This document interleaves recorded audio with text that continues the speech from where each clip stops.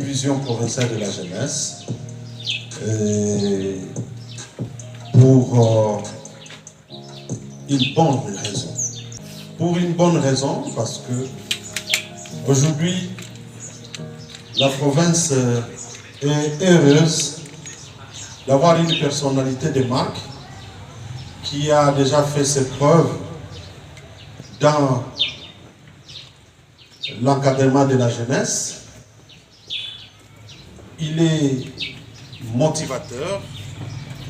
Je disais qu'il est motivateur, il est manager, il est entrepreneur, mais bien plus, il est passionné par les jeunes. Et c'est ce qui justifie tout ce qu'il fait. Je suis tombé par hasard sur lui et je me suis dit, je ne rate pas l'occasion. Sachant que nous venions de recruter plus ou moins 800 jeunes dans plusieurs filières, dans le cadre de les autonomiser, la raison de l'appellation Wezesha, nous nous sommes dit, voici une bonne occasion d'inviter le docteur Daniel pour qu'il parle avec ces jeunes qui ont décidé d'être autonomes en apprenant certains métiers, question dévoilée par leurs propres œuvres. Dans un pays comme le nôtre où nous sommes en guerre, nous sommes butés à plusieurs difficultés et que l'État ne peut pas donner l'emploi à tout le monde, par exemple, puisqu'il a été démontré que, quels que soient les efforts des institutions publiques, l'État ne peut donner que 20 à 25% d'emplois. L'Assemblée générale des Nations Unies a déclaré le 15 juillet, journée mondiale des compétences des jeunes, afin de célébrer l'importance stratégique de doter les jeunes de compétences pour l'emploi, le travail décent et l'esprit d'entreprise. Le thème de la journée mondiale des compétences des jeunes 2024, c'est les compétences des jeunes au service de la paix et du développement. Ce qui souligne le rôle crucial que jouent les jeunes dans la consolidation de la paix et la résolution des conflits. Et vous le savez bien, depuis je crois plus ou moins un mois, la province venait de se doter du POP, qui est le plan opérationnel provincial de mise en œuvre de la résolution 2250. Ce qui est en miniature le plan d'action nationale, PAM, au niveau national, de la résolution 2250. Le monde est aujourd'hui confronté à une multitude de défis dont beaucoup touchent les jeunes. Vous le saviez? Les conflits qui perturbent l'éducation et la stabilité, un environnement numérique polarisé qui entraîne des attitudes négatives et des inégalités économiques persistantes, limitant dans l'ensemble des opportunités offertes aux jeunes. Ces problèmes menacent non seulement leur avenir, votre avenir, mais aussi la stabilité globale des sociétés. Il est essentiel de doter les jeunes des compétences nécessaires pour valoriser une culture de paix, former des citoyens du monde responsables et promouvoir le développement durable afin de construire un avenir plus juste, plus inclusif et plus durable pour tous. À l'occasion de la journée mondiale des compétences des jeunes, unissons-nous pour reconnaître le potentiel des jeunes en tant qu'agents de paix et engageons-nous à leur donner des compétences et les opportunités nécessaires pour relever les défis et contribuer à un avenir pacifique, prospère et durable. C'est en fait cette communication que j'ai voulu partager avec vous, chers jeunes. Et pour le respect que je vous dois, je vais laisser carrément la place à notre invité de marque pour ne pas abuser du temps nous imparti. Pour ceux qui ne me connaissent pas, je suis M. Guy Kibira Ndole. Je suis chef de division de la jeunesse et éveil patriotique au Nord Kivu. Je vous invite donc à une attention soutenue quand notre invité d'honneur va prendre la parole. Et peut-être, si nous sommes dans les temps, à la fin, vous allez poser des questions. Ceci est une occasion de vous donner pour réfléchir encore davantage sur les choix que vous faites pour ne pas vous désorienter et gâcher toute votre vie. C'est sur cette note que j'invite notre invité d'honneur en vous remerciant beaucoup pour votre attention. Universitaire, parce que je suis professeur, mais aussi en tant qu'expert, en tant que coach, mais en tant qu'amoureux aussi de la jeunesse. Je suis écrivain, je suis à la 16e publication et j'en ai ramené deux, les deux premiers. Le du Congo partira de Goma et du Nord Kivu. Vous allez retenir cette date et ça va se faire de cette façon-là. C'est pas pour rien qu'on nous combat. On ne combat que là où il y a du bien. On ne combat que là où on sait que si on laisse calme, ça va avancer. Mais chaque chose a son temps, donc ne vous en faites pas. Restez forts, restez unis. Cette jeunesse, on a besoin de vous parce qu'aujourd'hui, le symbole de la résistance du Congo, c'est la jeunesse de Goma.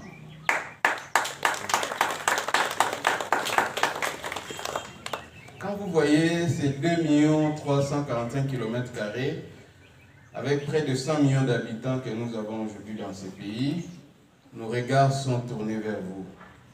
Ne trahissez pas le Congo. Ne jouez pas le mauvais jeu.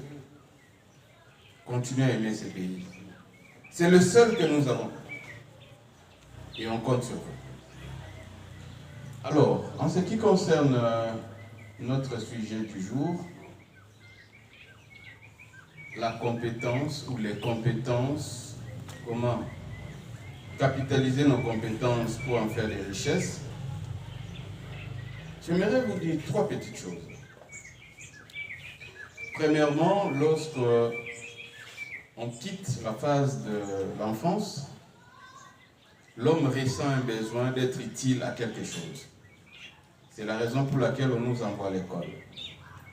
L'école est le milieu par excellence d'acquisition des connaissances. Pourquoi? La connaissance est définie comme l'ensemble d'informations que nous devons posséder pour comprendre le fonctionnement du monde ou de la vie, mais aussi d'avoir des atouts dans certains domaines spécifiques. Et chacun de nous a la capacité de rechercher les connaissances qui cadrent avec ses propres convictions. C'est la raison pour laquelle vous verrez, nous ne choisissons pas la même section, nous ne choisissons pas le même département quand nous voulons étudier.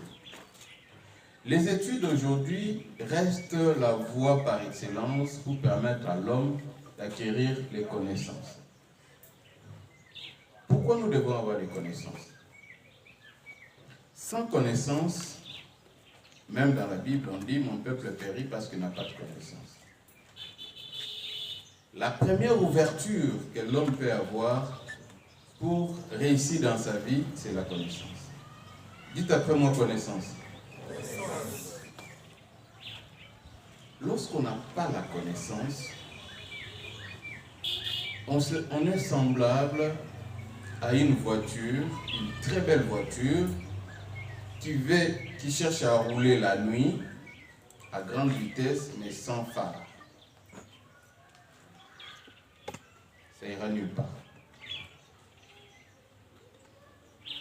L'homme doit commencer par aimer la connaissance. Mais on a compris que beaucoup parmi nous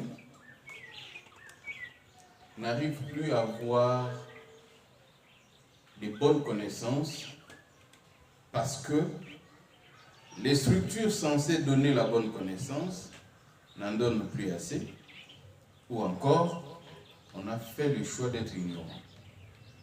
Mais quand je vous vois ici, je me rends compte que vous avez choisi la bonne voie, qui est la voie de la connaissance. Et toute richesse commence par une connaissance. De ce travail, c'est-à-dire les entrepreneurs.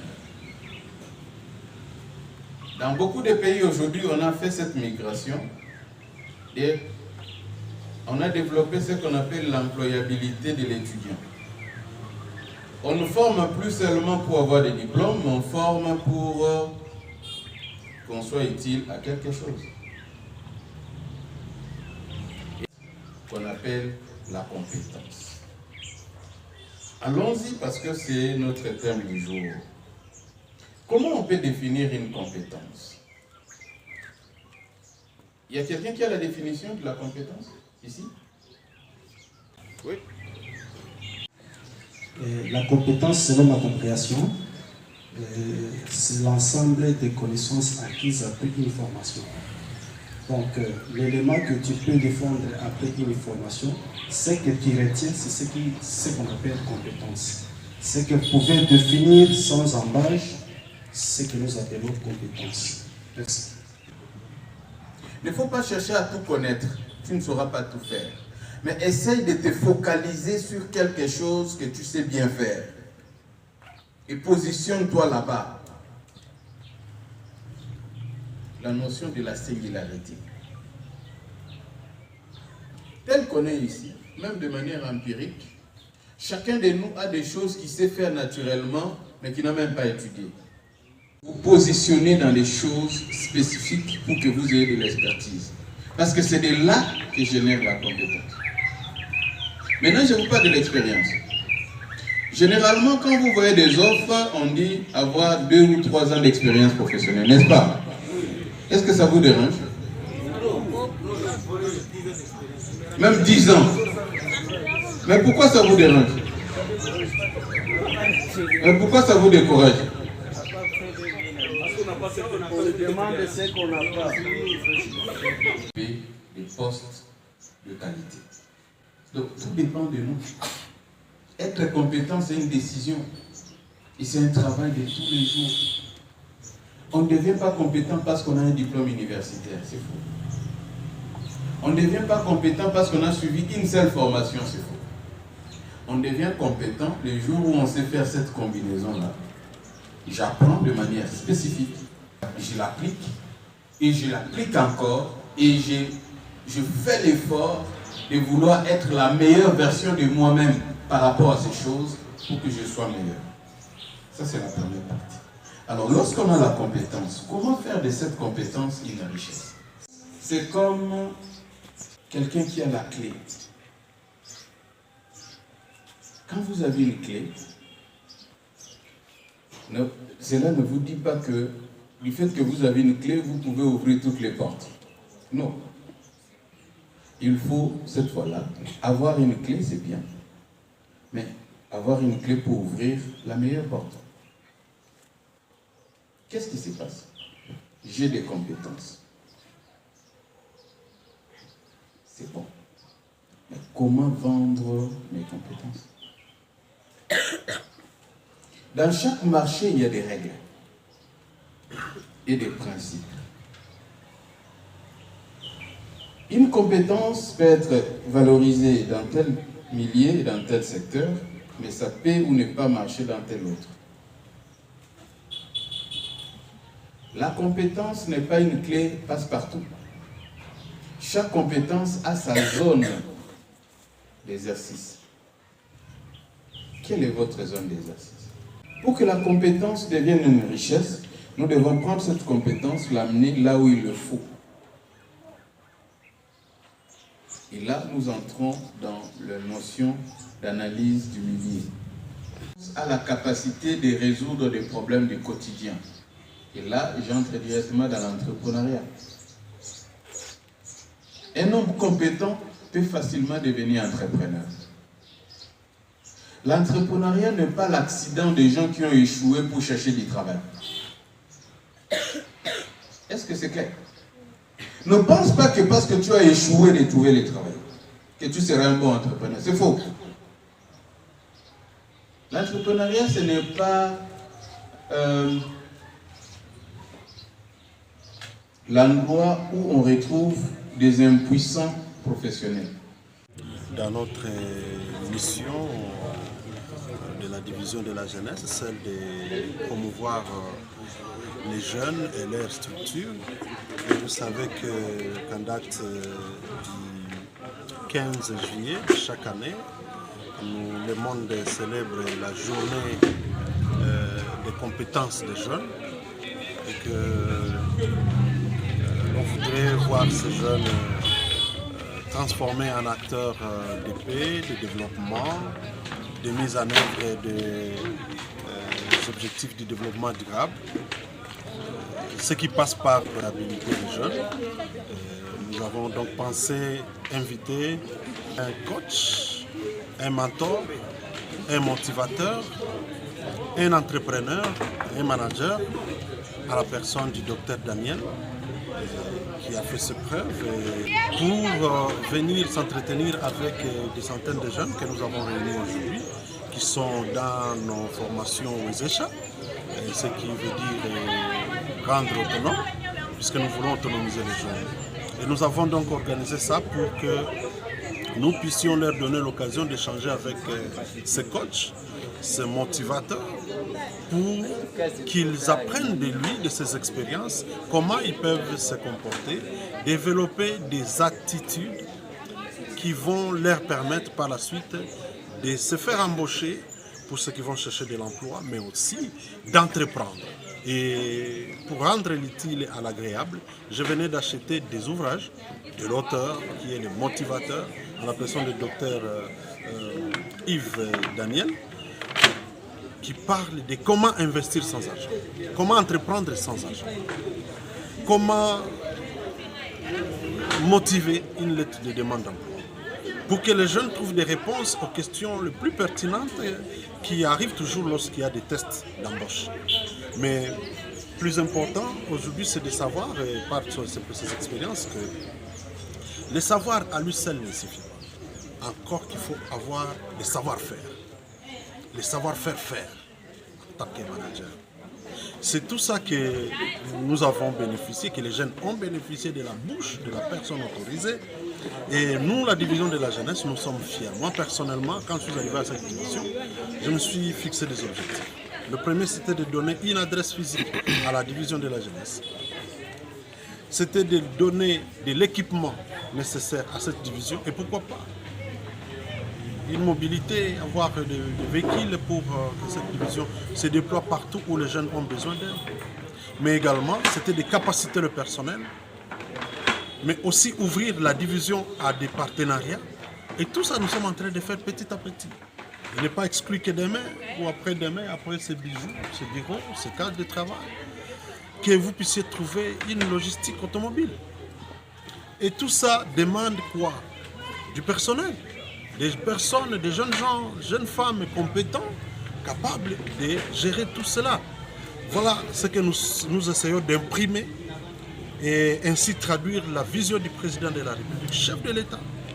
Pour ne pas le citer, Félix Antoine Tshisekedi Tshilombo, notre premier ministre, Judith Suminwa, mais aussi notre ministre sectoriel, la ministre de la Jeunesse et Éveil patriotique, Madame Noëlla Ayoganagato. Voilà ce que nous essayons, dans toute la modestie, de faire ici pour que à la fois la communauté profite et que les grands visionnaires, les autorités hiérarchiques trouvent que nous sommes en train d'accomplir la mission nous assigne. Plus que jamais, c'est le moment où on doit savoir si les jeunes du Nord Kivu sont des acteurs voués au changement et à la paix durable. Cela veut dire quoi? nous sommes en train d'élaborer, nous venons de finir l'élaboration du plan opérationnel provincial de la résolution 2254, qui est le plan d'action au niveau provincial. Puisqu'au niveau national, nous avons déjà le PAN, le plan d'action national pour la mise en œuvre de la résolution 2254, qui est une résolution du Conseil de sécurité des Nations Unies pour engager les jeunes dans la paix. Et ça, nous essayons de le faire avec l'objectif d'aller implémenter dans les villes et territoires. Tout ce que nous pouvons demander à cette occasion, c'est que tous ces grands décisionnaires, que ce soit le Conseil de sécurité des Nations Unies, que ce soit l'Union africaine, que ce soit la CIRG, que ce soit la SADC, tous ces acteurs-là qui sont impliqués dans les conflits dans cette région, et les pays qui agressent la RDC, qu'ils se rappellent que ces pays, la RDC ne sera construite que par les Congolais, que ce continent africain ne peut pas évoluer sans les Africains, d'où le besoin du panafricanisme, du vivre ensemble, et cette vocation, c'est ça la vocation des peuples et des Africains.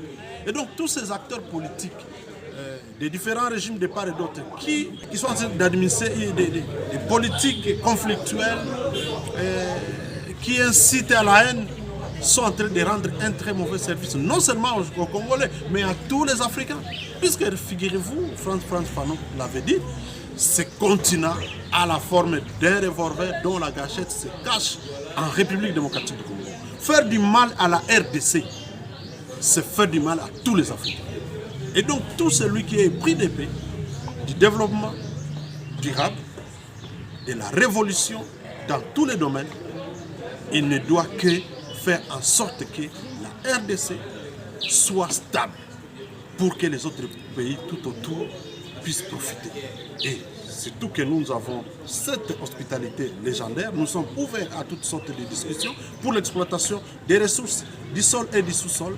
Et donc ça ne sert à rien de passer par des portes ou de faire des guerres, verser le sang pour accéder aux ressources. Encore que la plupart de ces communautés bannissent l'exploitation illégale des ressources dans la gagnant-gagnant, win-win comme disent les Anglais, avec les pays voisins et d'autres secteurs, des multinationaux qui ont besoin de nos ressources, mais qui préfèrent nous faire la guerre, entretenir les groupes armés, les forces négatives, que de venir passer par la porte pour y accéder.